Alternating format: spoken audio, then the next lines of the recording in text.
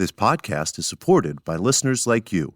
We're grateful for your tax-deductible donation at newthoughtphilly.org or the link in the episode description. A practical prayer is a prayer that works. These discussions between Reverend Bill Marchioni and Carol Lawrence dive into the details of how it works and how to work it. Reverend Bill is a New Thought minister and the author of Practical Prayer for Real Results. Your new life begins with a new thought. Carol Lawrence is on a spiritual quest, finding the New Thought teaching after decades on the pulpit in 3 different traditional denominations. I've got some questions. Together, they're exploring the philosophy and activities that come together from many of the world's religions to create the practical spirituality that is New Thought.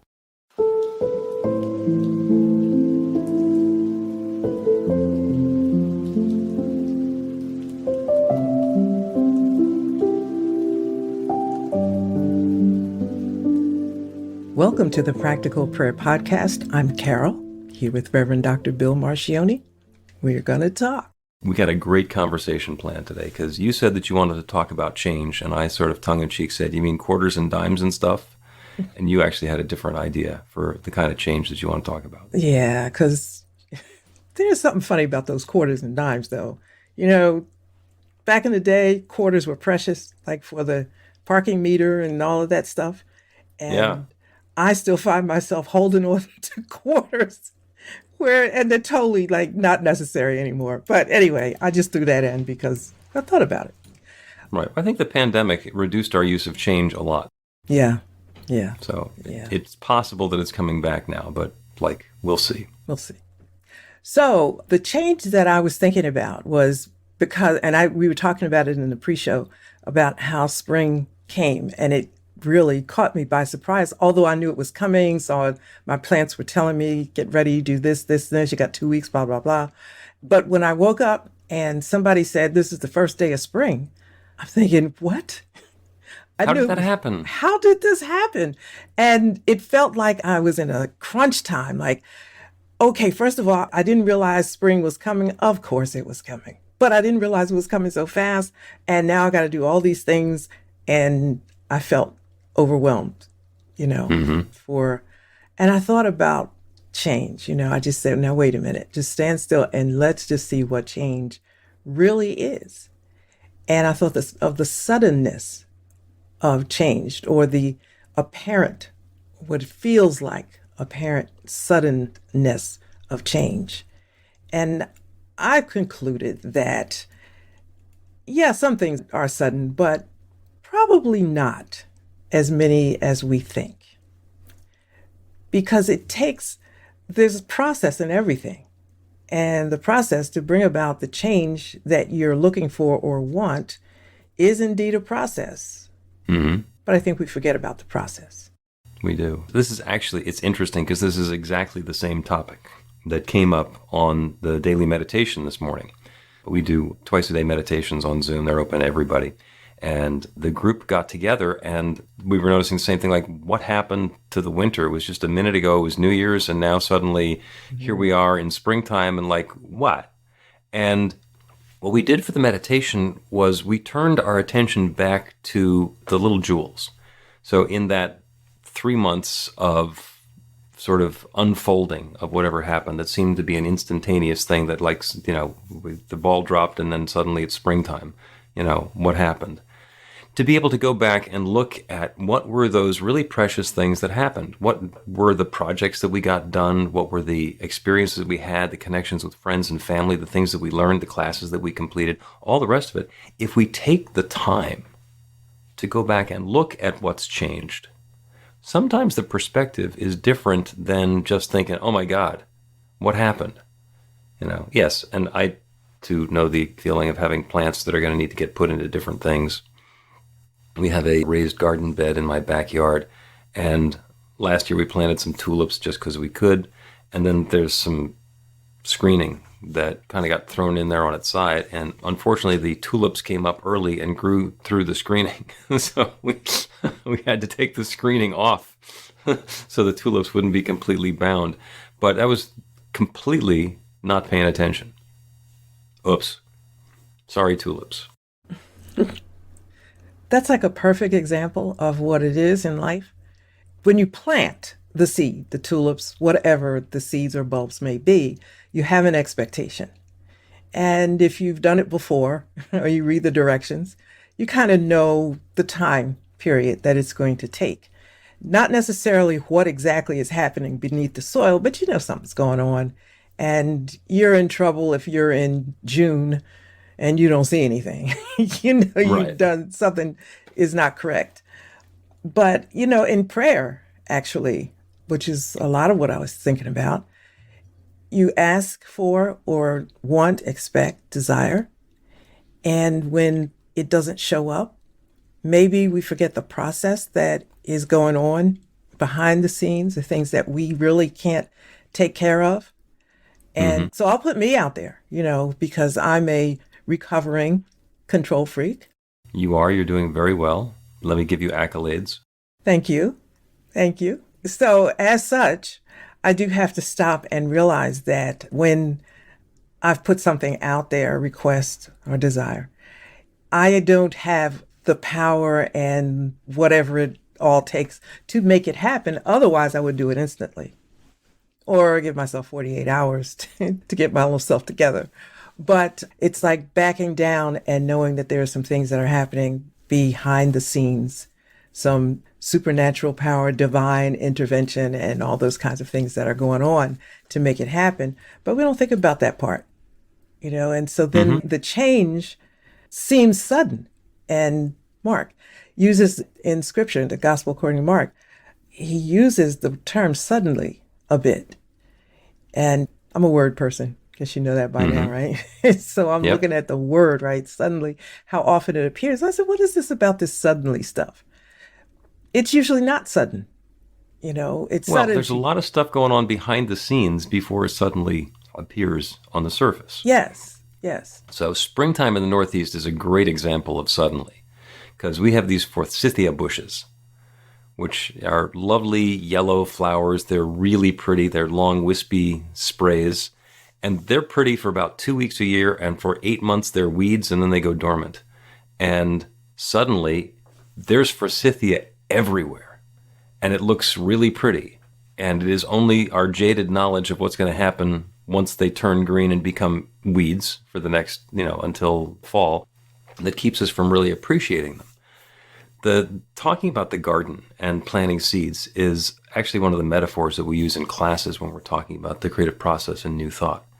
Because when we are creating some newness in our lives, what we're going to do is we're going to create a seed thought, an idea. This is the template or the prototype for what I want to have in my experience. And that's the seed. In the same way that a tomato seed has everything required to grow into a tomato. And actually in the daffodil bulb is a little daffodil that's waiting to grow and turn into full form. So in that seed thought that we're coming up with, the intention that we have for the experience or the situation or the circumstance that we're desiring, it's all in there. All the potential for that good is in there. And then we turn it over to the creative law, or we plant it in the soil, and the law responds.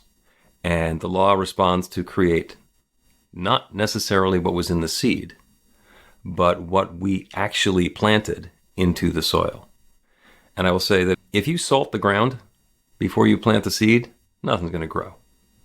Because the salting is a false belief, an erroneous belief that is going to keep the seed from growing. So if I have this belief that it's not going to grow, and I plant it in the soil, then it is going to respond perfectly by not growing. And that's really a frustrating thing for us to have to acknowledge. I've also had the experience, and you might have as well, that I say, I want to grow cucumbers. And I plant cucumber seeds, and up come weeds. And it's like, I did not plant weeds. I did not desire weeds. What is going on here? And the fact of the matter is, there's weeds left over from before. It might be the first time I've grown a garden, but the soil had weeds left over from the last person or the last activity or something that happened years or decades ago. So I get to tend the garden, and I get to pull the weeds, and I get to address whatever negative appearances are coming up in my garden in the same way that I can look at what's growing in my life and say, well, I really wanted love and happy relationships, and I'm having more conflict, so what's going on? And somewhere planted in there is a belief in conflict. So what I get to do is look at what's coming up and say, let me adjust what I'm planting and readjust the soil to make sure that I am open to and willing to grow that loving relationship. Same as pulling the weeds. Yeah. And then see what happens next. I like that because it gets back to that word that I like that word work. Mm-hmm. And it's starting from the beginning. It doesn't happen in necessarily. If we pray, and I can use this term lightly, pray intelligently. You've done a little bit of work before you pray, in terms of the expectation that you may have and what is required, making sure you don't sprinkle any salt, which the subconscious probably really loves salt, I think. Right? Salt and a bunch of dandelion seeds or whatever. Whatever's going to push your buttons when it comes up. Yep, your subconscious has a huge supply. Yeah, I'm so glad you used that analogy because I know if I can relate to it, like a lot of people can. But it's knowing, when I say intelligently, it's like not like pulling back your emotions a bit.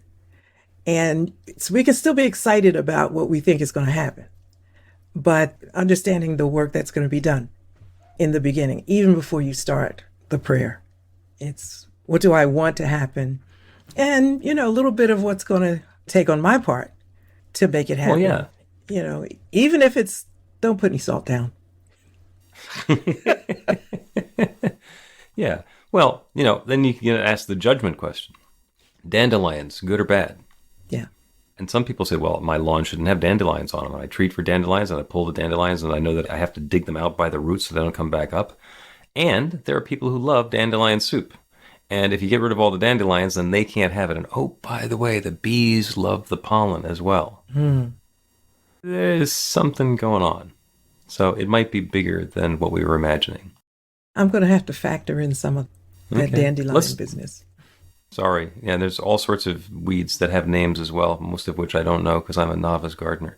Let us take a break, and when we return, we will talk more about change and weeds.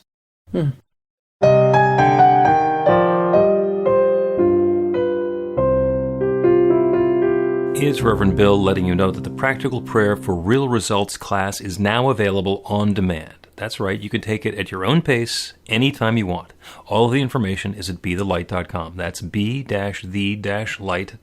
You know where to find that stuff.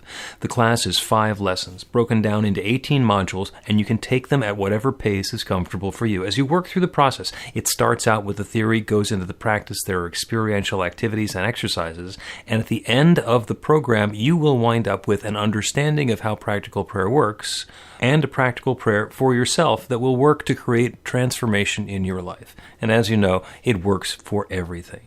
Take a look at the class online at bethelight.com. There's a sample lesson so you can see how the class is going to work for you and then dive in.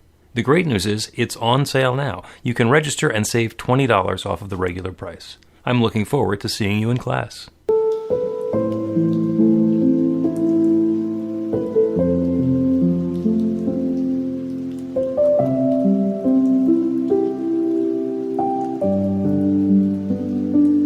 Welcome back to the Practical Prayer Podcast. I'm Carol, here with Reverend Dr. Bill Marcioni. We're talking about change. Change.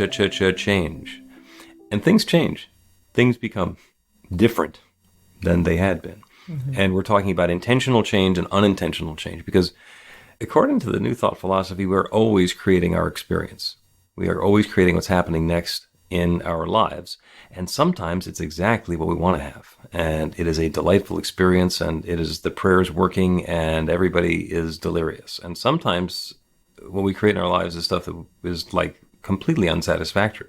Like when we plant the tomatoes and the cucumbers and the zucchini, and up come the weeds and more weeds and more weeds. And then there's work, as you say, to be done in order to get rid of the weeds just to make room for the zucchini. And sometimes the zucchini comes up and takes over all the rest of the garden. And then you need to worry about, well, what do I do with my zucchini? Living in the sometimes. Because sometimes this happens, sometimes that happens. Well, I think the frustration is not taking the time to know that their number one are sometimes. It's about being creating our reality or creating whatever, it's more than just putting it out there, but understanding how it works. Otherwise, we could forget the prayer, forget that we prayed it. And I think, even though you may have forgotten, I think it's still working. I think, yeah, it's like still working. Absolutely. The last step of a practical prayer is the release step. And to take it back to the agricultural metaphor, we have the seed idea, and we plant the seed idea in the rich, fertile soil, the creative medium that creates everything, and we settle into a feeling of gratitude, and then we forget it's planted. It is not up to us anymore. In fact, it works against us if we try and stay involved. Now, as a completely recovered control freak, you understand that if you plant the seed and 3 days later you dig it up to make sure it's germinating properly, you haven't helped anything. Exactly. Yeah, so the seed is growing, and it's going to continue to grow and do what it's going to do. And oh, by the way, it is completely possible that if you plant tomatoes this year and you harvest them, that next year some more tomatoes might grow up in the same garden because some of the tomatoes and the seeds got into the ground and it's going again. And that's the same crop of tomatoes coming up again. That's where the weeds come from. The weeds have been in the soil and waiting to grow. And when the opportunity presents itself, it is the growth that's inherent in the seeds that brings us more weeds. It's knowing. I'll never forget and I think I've probably mentioned this more than once, when I was in the practical prayer course that you offered. It was the gratitude piece that really every piece of it really gets me, but not all at the same time, right? So the gratitude piece got to me that day, and it was gratitude for knowing. And I thought, what an amazing, crazy, amazing blessing it is to know. Because without the knowing, it kind of makes your faith shaky. Mm-hmm. You're not really, but if you know that this thing is working and this is how it works, okay, so maybe you're not really happy about the wait time, but you know that it is working. You know, I have some plants that it takes 3 years for them to really look like you want them to look. And year 2 and 3, I would be like, you know what is wrong with you? But then I know that in that 3rd year, it's going to be crazy, beautiful. And so it's wonderful, the knowing piece of it. But it does take a bit of work to say, okay, so what's going on here? You know. And I've learned a little bit about gardening. I know a lot about prayer and practical prayer and how the metaphorical part of it works, of planting an idea in that rich, fertile, creative soil and growing new experience. I've been learning about plants. And one of the things that I learned, I think last year, as part of the Sunday celebration for the spring equinox, I said, let's plant some actual seeds. So I went and I got some flower pots and I got some potting soil and I got some sunflower seeds and I planted them. And I got a grow light and the sunflowers started coming up and it was awesome. But it was too cold to plant them outside because you shouldn't start sunflowers on the equinox. You really need to wait a little bit because they go really, really fast. So by the time it was warm enough outside for the sunflowers to be outside, they were too tall and they had outgrown the pots that they were in and it just was not a working thing. And I wound up having to plant other sunflowers which didn't grow to their full height because the timing wasn't right. It's about understanding how the pieces are going to fit together harmoniously so that we can be involved in the creative process and plant something into that rich, fertile soil in a way that it can grow. Yes.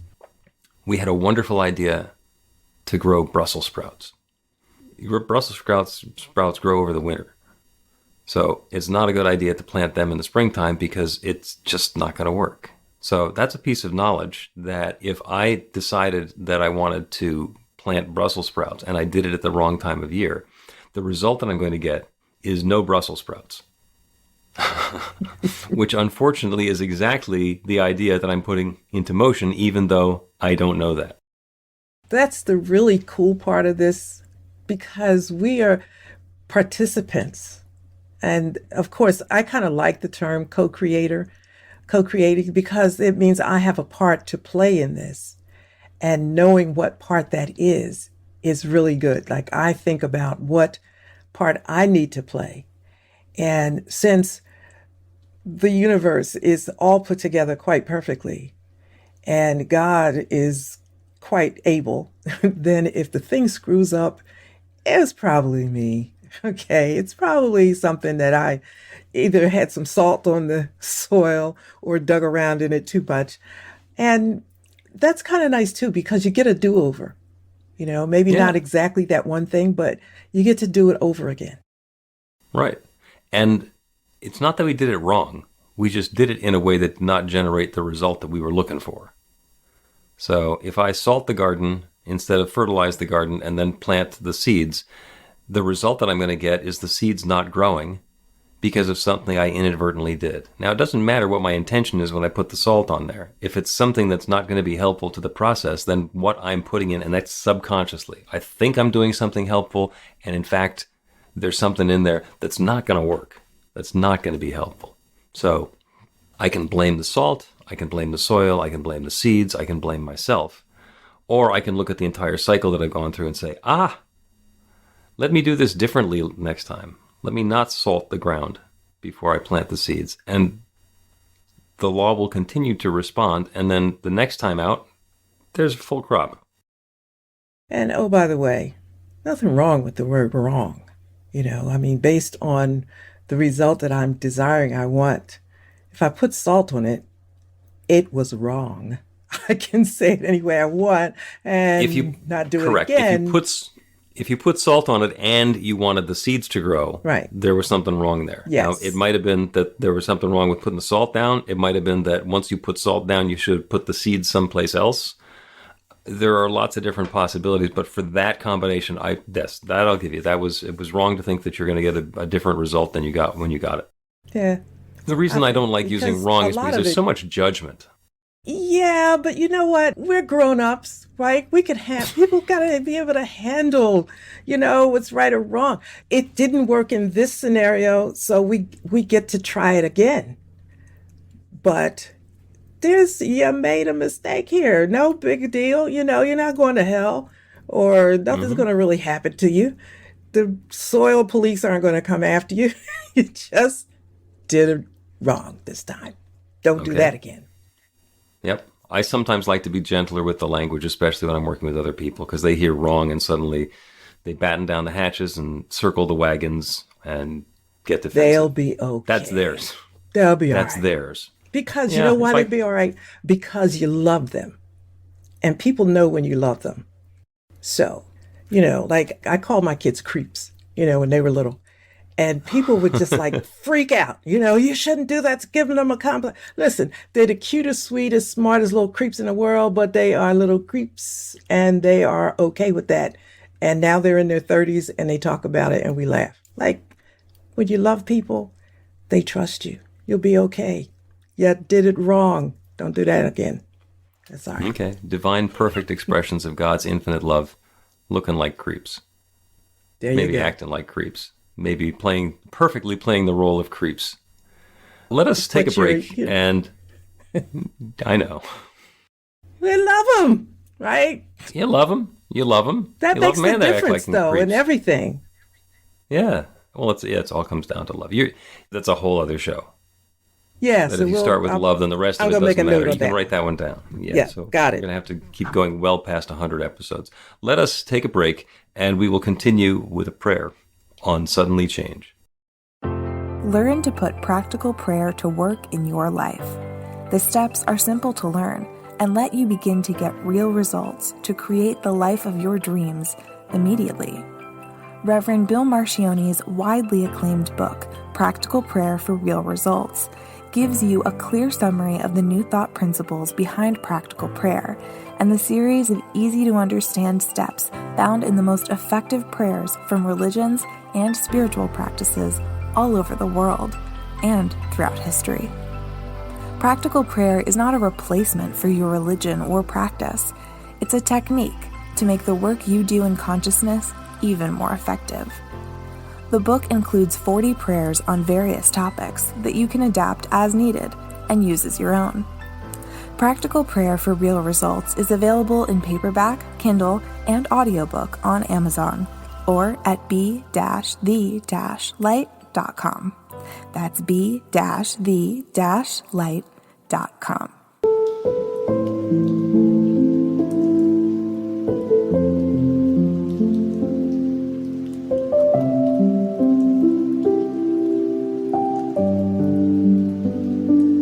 Welcome back to the Practical Prayer Podcast. I'm Carol, here with Reverend Dr. Bill Marcioni. We've been talking about change.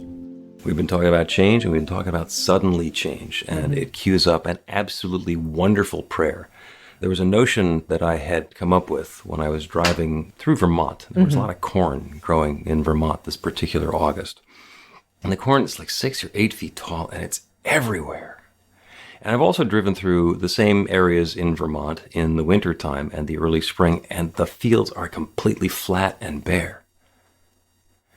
And the change that happens when the corn appears is completely dramatic. And the corn does not appear suddenly. I mean, in the grand scheme of things, it does. You plant the seeds, and in a matter of weeks and months, you've got corn, and then you've got a lot of corn, and you've got really tall corn. But it doesn't work like fireworks. Okay, with fireworks, you take the skyrocket, and you light the fuse, and then suddenly there's this huge blossom in the sky. And isn't it good that corn doesn't work the same way? Because there would be lots of farm injuries. Of people being impaled by their corn as it grew up within seconds of the seed being planted. So, with that in mind, let's understand that the change that happens, even when it's happening suddenly for us, there's a process that's involved. And we get to be engaged and involved in the process, to invite the good into our lives, to do what's ours to do, to get out of the way for the stuff that's not ours to do, and as you have mentioned, be patient for the change to unfold. When we're impatient and we try and dig up the corn before it's germinated, it's not going to help the corn, it's not going to help us, it's not going to accomplish what we thought we were accomplishing, which was getting corn. So this prayer is about planting seeds, doing what is ours to do to till the soil and care for the garden and make sure that it's watered, and then be patient and allow the process to work so that our good can blossom. And the same process works regardless of what it is that we're trying to create in our lives. It works for our loving relationships. It works in our finances and our experiences of prosperity, the creativity, the things that we're doing to share our skills and talents and gifts with the world. It works with our health and vitality. Our natural state is health and comfort. And so there are things that we can do to bring ourselves back into alignment and to allow that natural state to reassert itself, rather than spending all of our time focusing on the problems. So we turn our attention away from the specifics that are in the world around us, and we open up to the bigger picture, to that larger truth, the one that is always there, that there is one infinite creative power, one divine source, one love. I call it God, Spirit, nature, the Big Bang, whatever it is that we call it, it's that from which everything else flows. Everything is that divine presence taking its own specific form. That everything includes me and each one who is listening to this prayer. And all of the ideas, all of the inspirations, all of the guidance, all of those desires that we have are part of that one as well. Having the opportunity now to be urged into experience. So as we understand the infinite variety of things that are available to us, we choose the experience that we would prefer to have.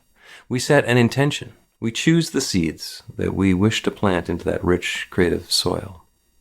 We tend the garden. We put down the fertilizer, sometimes dumping our own BS onto it, belief system, to fertilize the soil and prepare it to make it ready for the planting of these new seed ideas.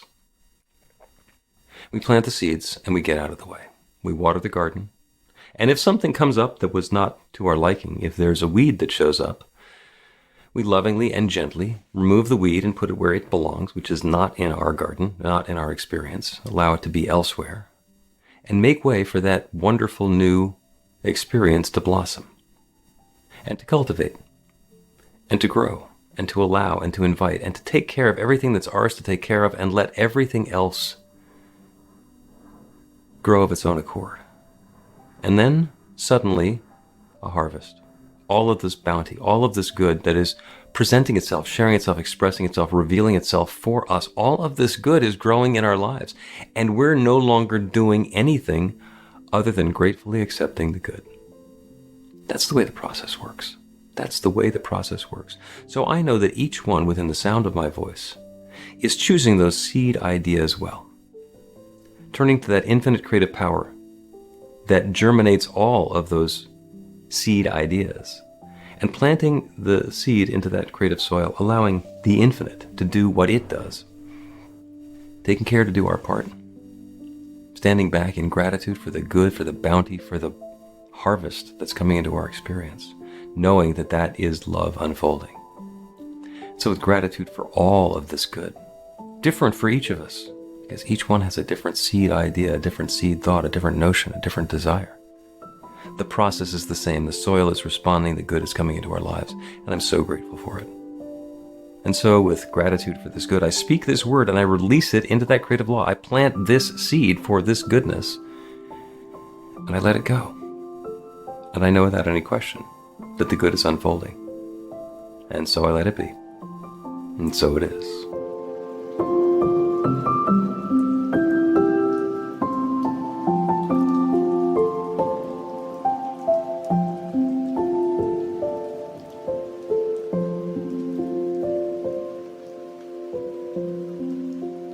The Practical Prayer Podcast with Reverend Bill Marcioni and Carol Lawrence is a production of BeTheLight.com, be-the-light.com, where you can find more information about practical prayer for real results. Our theme is by Music of Wisdom. You can learn about the spiritual community of New Thought Philadelphia with daily guided meditations, Weekly celebrations of spirit, and Reverend Bill's classes in practical spirituality at newthoughtphilly.org.